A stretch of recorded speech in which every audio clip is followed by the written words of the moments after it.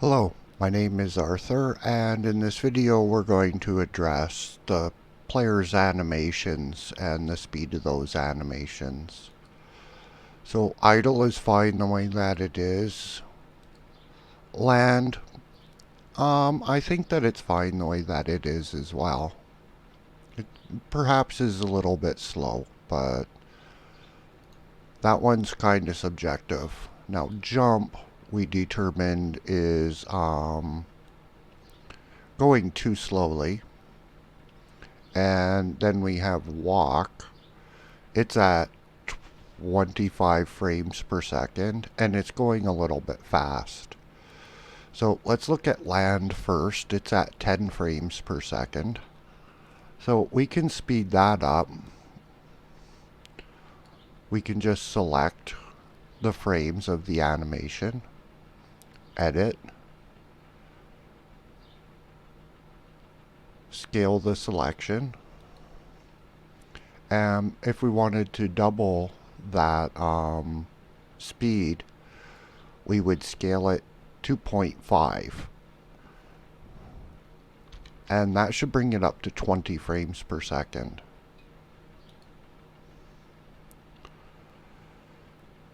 And this value would become 0.15.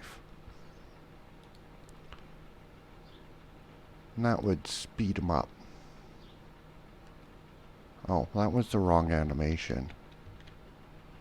So let's put that back. That was an accident there.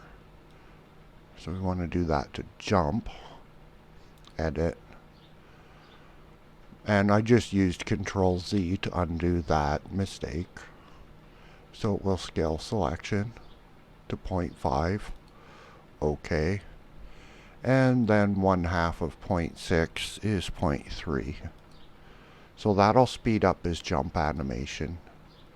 Let's see how that looks in the level. So we'll just run that. It'll fall. And that's a little bit better,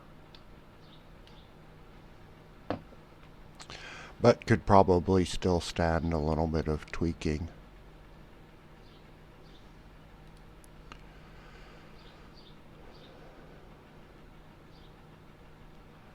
So we could scale it again and try it even faster. Let's do that.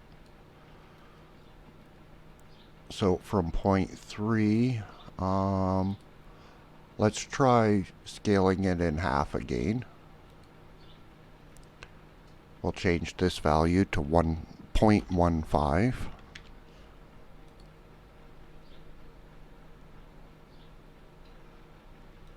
And we'll run that. Let's see what we get.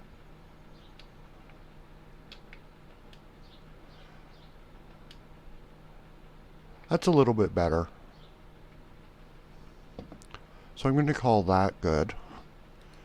Now, for his walk cycle, that's going a bit fast.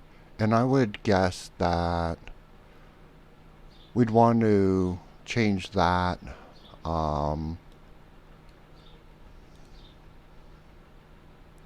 to 20 frames per second. And try it more at a 20 frames per second rate. Because we don't want to speed the movement of the character up too much. Like, we can change his speed to get him to match his walk cycle, or we can reduce the speed of his walk cycle. So if we were to get a calculator and go 25 divided by 20, we would come up with 1.25.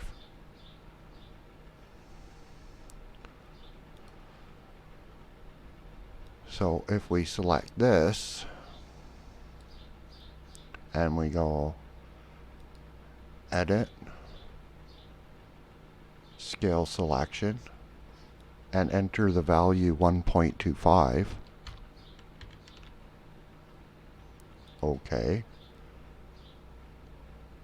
And then change this value to 20 frames per second.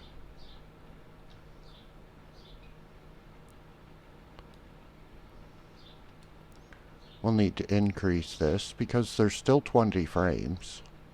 I'm not sure why that drops, but I guess that's part of the change of the frames per second. So now if we play that, he'll be going a little bit slower. Let's get him back to idle and save that.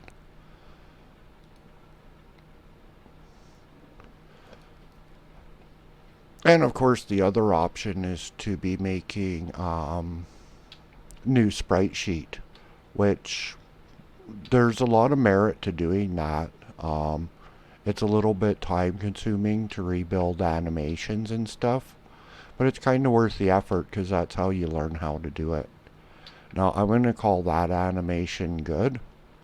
Other than, the real corrections to them at this point are actually just making better animations.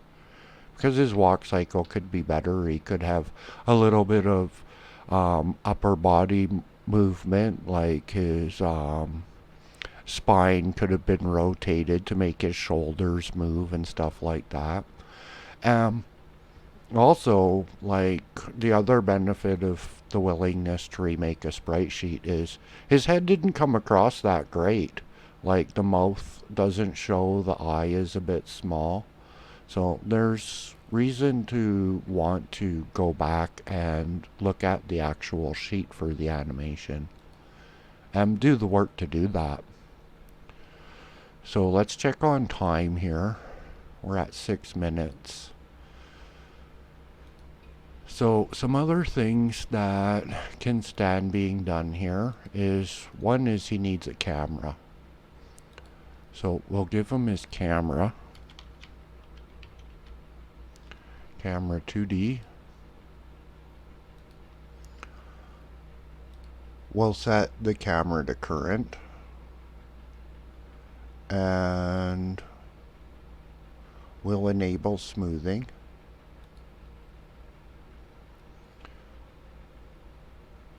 And for now, we're going to give them a limit on the left of 0. And let's have a look at the map here so we can get an idea.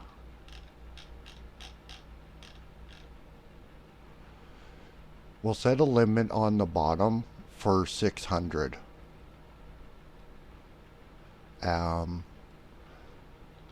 That'll make it so we basically only see the top portion of this row of blocks.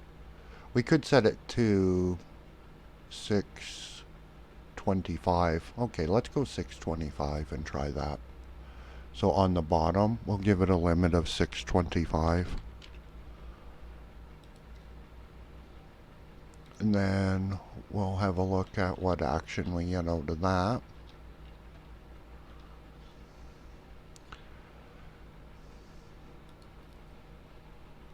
There's also reason to want to set an upper limit as well. But that'll become more relevant when we put in some background.